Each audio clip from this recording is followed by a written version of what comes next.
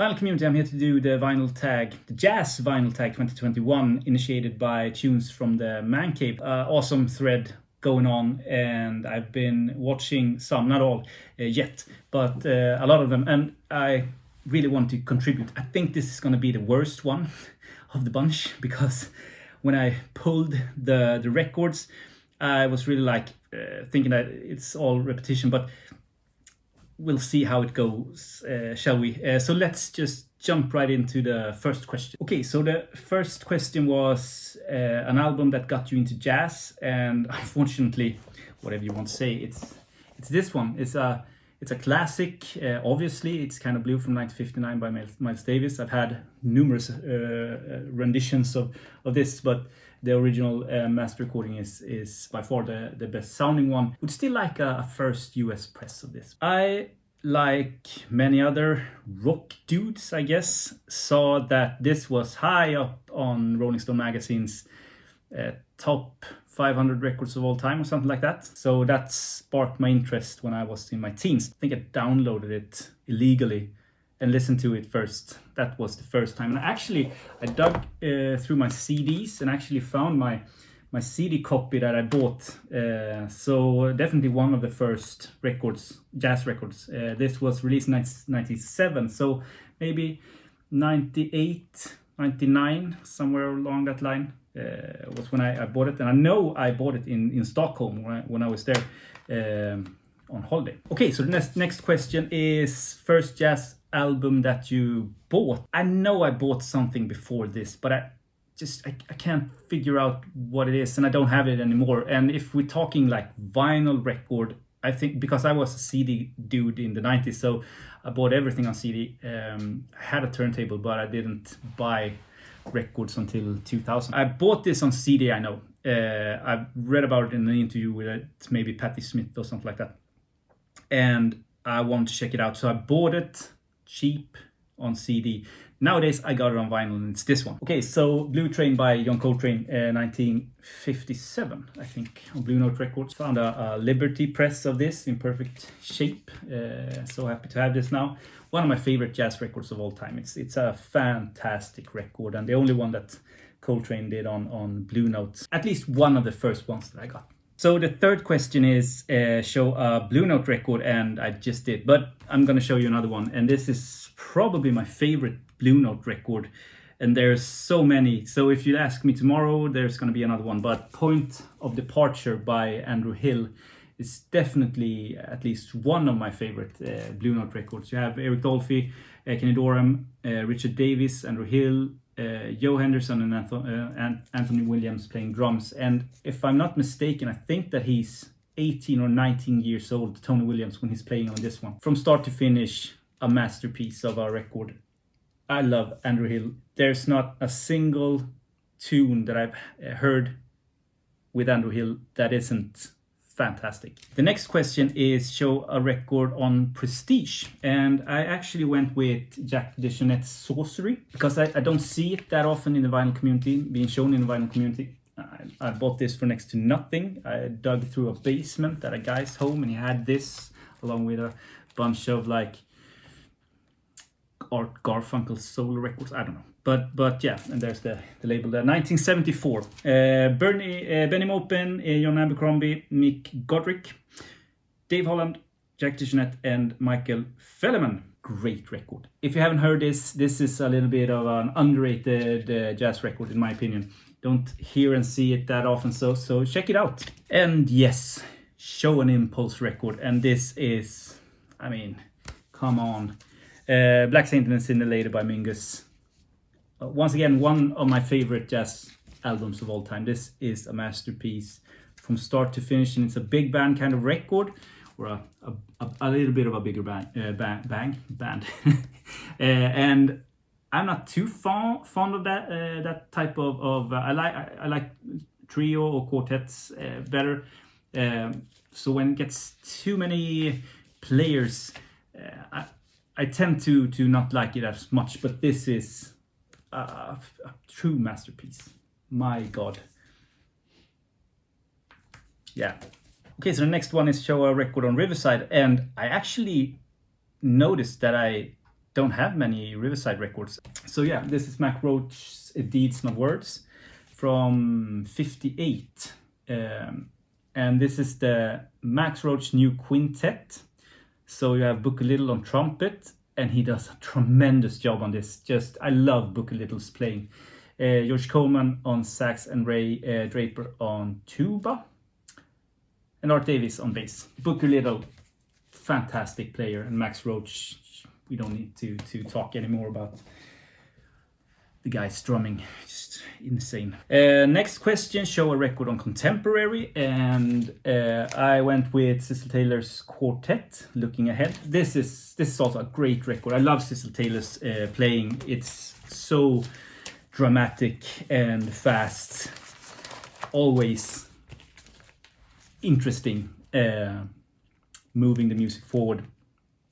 This is no exception. Fantastic record. Okay, so now we get into the really interesting stuff, in my opinion, at least when I've looked at the videos, because now we go down the rabbit hole. And the next question is, show a record you own on a subsidiary or small jazz label. And I went with Levande improviserad musik. This is a Swedish jazz record on a Swedish jazz label. And it was very short-lived, only lasted for 4 records. And Mount Everest, the band's second release, because they released a record before this, but the second release is on that label. Waves from Albert Eiler. This is a Swedish kind of free jazz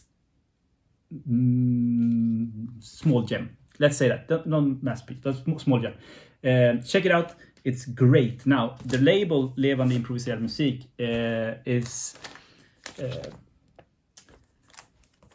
vad heter översatt? Translated. Thank you. Levande improviserad musik translates to living improvised music. You could figure that out by yourself, I guess. It was a bunch of musicians, this is from 1975, who went together in Gothenburg in the southwest Sweden, and formed this to be all band owned, you know, that sort of almost hippie style of creating music, and it only lasted 4 records. So and I think I've had all 4 at one point or another. This is the only one I have left because in my opinion it's the best. Okay, the question is, show a record you own, show a record you own not many know about. Show a record you own, a record you own but should. Okay, next question is awesome. It's show a record you own but not many know about, but they should. And this is also a Swedish one. Yeah, I'm showing Swedish records. I'm a Swede. Live with it. This is from 1971. This is a funky ass record, and it's called Svenska Löd AB, Swedish Löd AB, called Hörselmat. Ear Meal. It was recorded in nighttime because they didn't have any money and they didn't want to spend anything on studio time, so they recorded it one night, I think, one night.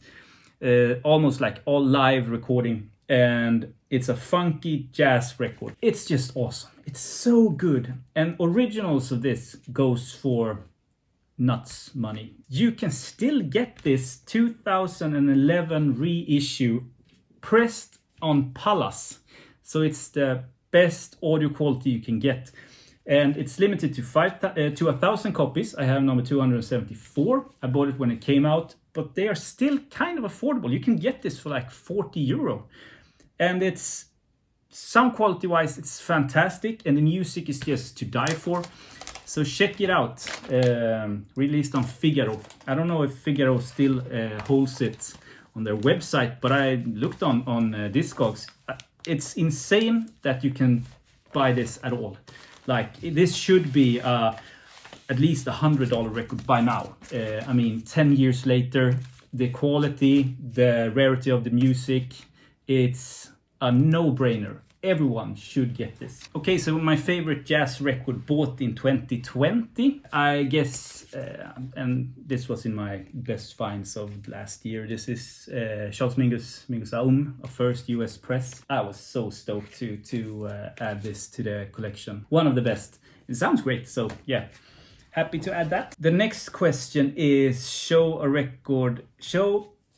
my favorite record in an artist catalog. And the first one that popped up was Larry Coryell for some reason. So I thought, okay, like Larry Coryell, what is my favorite record of him? And I mean, there's a bunch of records by Larry Coryell that is awesome. But in my opinion, I think the one that I return to over and over again is Spaces. John McLaughlin, Chick Corea, Miroslav Vitous, and Billy Cobham. It's not a brain dead sort of lineup. Pretty good lineup. And I love the interplay between Coryell and McLaughlin. It's just so damn good. 1974 on Vanguard. And it's cheap. This is cheap heat. You can get this for next to nothing. Everyone should buy this if they see a copy of it. Okay, so I'm Swedish and I don't know what a brick and mortar shop is. But I guess it's like not a shop like Best Buy. More of a privately owned shop. That's my take on it. And show you, I'm going to show you the best record bought in a brick and mortar shop. Or favorite record. But I'm going to show you my best find in one of those shops. And this was local. They had no idea what they had. The guy's a jerk who owns the shop. He's a pure asshole. Like literally, I don't buy stuff there anymore. This I bought maybe 10 years ago, 11, 12 years ago, something like that. Went down to his basement, found this. I ran up, paid €8 for it as fast as I could and got out of there. Eugene McDaniel's Headless Heroes of the Apocalypse in pretty good condition. I mean, the cover has seen its fair share of parties, but the vinyl plays great. So a first US press of this, how it ended up in his shop and that he didn't price it the way he should, I have no idea. I'm just glad I own it, especially ripping that son of a bitch off. Yeah, a record you bought online. This I showed this in my latest Vinyl Finds videos, and I buy a lot of stuff online. I mean, I live out on the countryside of a small town, so I don't run into record stores that often. I have to really travel to visit a shop. Through the years, I think I've developed a sort of a good thing online, like buying and selling. And this I bought from a person in the UK. And as I said, I showed it in my latest Vinyl Finds video. Belladonna by Iron Car, first UK press on the Vertigo Swirl label with the original inner sleeve intact. Vinyl is almost unplayed and the cover is in very nice condition. So yeah, a good day online. I bought it for fraction of what it goes for. The next question is a record that a friend found for you or gifted you. But I went with Paul, bracket P dub, because, and now that I've started to again upgrade my equipment a little bit, this gets tossed on the turntable quite often. And I always think of Paul. He's just the greatest guy, and his videos is just insane. But yeah, he gifted me this. We did a VCLT sort of trading thing, and he sent me this. Something else by Cannibal Adderley. The first Kind of Blue. The Kind of Blue was the second one. I think someone discussed this. This came before Kind of Blue, but it's always called Kind of Blue 2. So this should be Kind of Blue, and Kind of Blue is Kind of Blue 2. Fantastic. And this is on Music Matters. The 33 RPM sounds like the best thing you ever spent time with your ears on. A jazz box set. I don't have that many, but I'm really happy that I bought this when it came out. This is the Bitches Brew 40th anniversary box set. Has a lot of stuff, like a 2 LP set version of it, obviously. You also have 3 CDs, 1 DVD, a live concert from Copenhagen 1969, and a bunch of like posters and postcards and transcripts. Like just a great set. And it's a sturdy box, and it's not too expensive, or it wasn't too expensive when I bought it. Brought to you by Sony Music. So yeah, overall, fantastic box. And it looks nice. Sounds nice, looks nice. Just like me. And speaking of box sets, the next question is, show a 7 or a 10-inch jazz record. So I'll show you another box set. This is the Miles Davis Prestige 10-inch LP Collection Volume 1. I bought this when one of the stores online had a sale. And I think I paid like 20, 30 euro for this. So they come in these sort of repro sleeves. Yeah. And the thing is that this has gone up in price. So today I wouldn't buy it because I'm not into Miles' earlier stuff. To be honest, it's cool. It's nice to listen to sometimes, but it's not the thing that I go to most often. But I couldn't pass on this now. The volume 2 that also exists, and I don't know, maybe there's a volume 3 also, but those are too expensive now, so I can't buy them. I don't have the will or really the money to put on those boxes. So I probably only will own volume 1. But happy with that. Okay, so the next one, the question is most recent vinyl score. I've been on a huge Blue Note kick because I totally missed the sort of classic recordings and 80s anniversary editions. Yeah, I bought 2. Now I remember. And this is a month ago. Okay, so I bought 2 Dexter Gordon records. And they were both used by a guy on Facebook. Yes. And I bought them for like 15 euros a piece. Got them home. Threw them on the turntable. Read a little bit about it and figured out this sort of 80s and classic stuff and was blown away by the sound quality. It was just like insane. Every single instrument was all over the room and the sound stage was just so widened and the details was insane. Dead quiet. Like the pressing is perfect. And we talk about 50s, 60s recordings that sound much, much, much better than anything I put on today. So I have been putting my money in Blue Note records, and a lot of them. And this is one that I got home and I just love this. I've played it several times here, and I actually continue playing them in my car and at work with headphones on my iPhone. It's just, I can't stop listening to Blue Note records. So yeah, those 80s series, I'm probably gonna pick up at least 2/3 of all that has been released. Jazz records I hope to find 2021 is Love Songs. Would love to find this. I've been looking for that for quite a while. Purple by Miroslavitus. This is a great record with John McLaughlin was playing on one tune, I think. But it was only released originally in Japan, I think. There's a reissue with a different cover. I like this cover. So I wish to see out the trio. That would be nice. It's a great record. Okay, Art Ensemble of Chicago's People in Sorrow. This one I've been after since I started buying jazz. Archimedes Badkar, fantastic Swedish kind of fusion record with a lot of prog in it.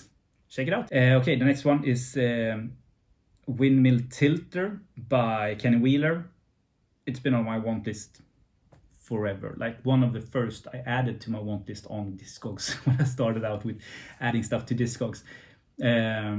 So yeah, one day. And the last one that I hope to find is Gato Barbieri and Don Cherry's record. I listened to this. Anders played a little bit of this when I visited him some years ago, and immediately added it to the collection, or want list, but never seen it since.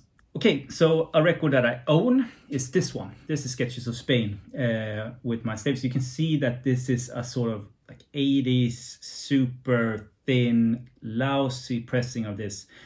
And I shit you not, when I went to Anders and he played me, I think it was the MoFi version, maybe something else, but yeah, one of those at least. It was like listening to an entire different record. The experience was totally different. It was music anew. To be honest, I thought that Sketches of Spain was one of the worst records in Miles Davis' catalog, based on my press and the listening experience that I had with it. So I'm really looking for a good press of this, and I would like to have an early press in nice condition of it. That would be nice. Okay, 2 more questions to go, and show you a free jazz record. And I actually went with music by Bengt Anryd. This is a rare Swedish free jazz record. It all starts out with his son banging on the piano. You can't get more improvised and free and, you know, out there, spontaneous than a child banging on a piano. And the last question, a desert island disc. And I have to go with my favorite John Coltrane record this week.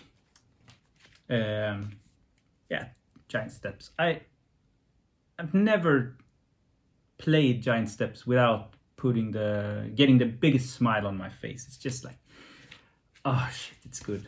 That's it. Hope you enjoyed the answers of the questions. Thank you again. If you haven't, please subscribe. And if you have questions, obviously put them down below and I'll answer them as quick as I can.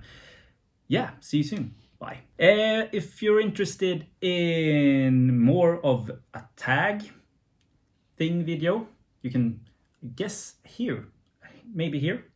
You can click here and you'll get a vinyl tag video. Yeah. If you want more jazz, I guess maybe here.